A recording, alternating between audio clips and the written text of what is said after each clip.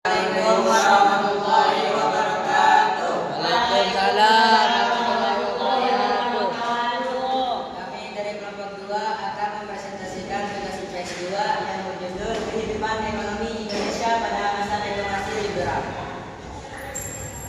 Pendahuluan latar belakang masa demokrasi liberal di Indonesia berlangsung setelah proklamasi kemerdekaan hingga awal tahun 1960. Demokrasi liberal dimulai setelah pengesahan UUD 1920 yang menggantikan UUD 1945. Pemerintahan yang terbentuk berdasarkan sistem multipartai dan pemilu yang lebih bebas.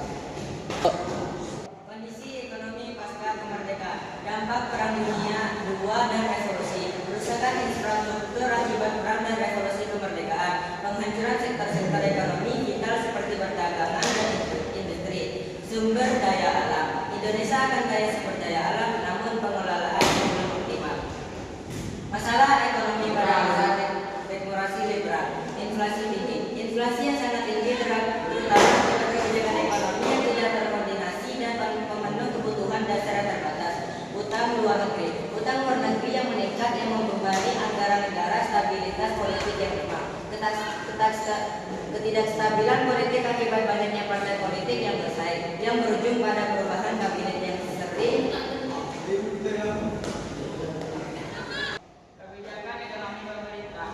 Kebijakan ekonomi nasional. Pemerintah mencoba menerapkan kebijakan ekonomi nasional dengan memperkenalkan berbagai program untuk memperbaiki perekonomian, seperti program pembangunan nasional dan pembentukan bank negara.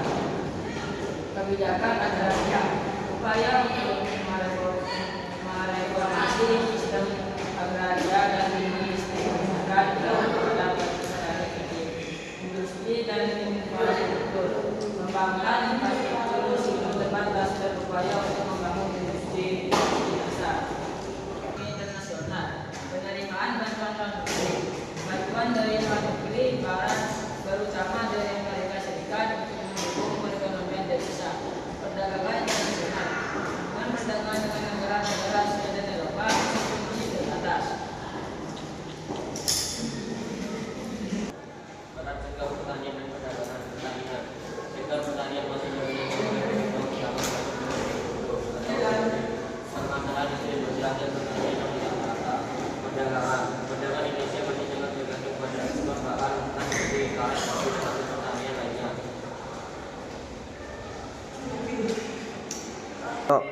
Jadi kesimpulannya, meskipun ada upaya untuk membangun ekonomi Indonesia, masa demokrasi liberal menghadapi banyak tantangan yang berdampak pada kehidupan ekonomi, termasuk inflasi, utang luar negeri, dan ketidakstabilan politik.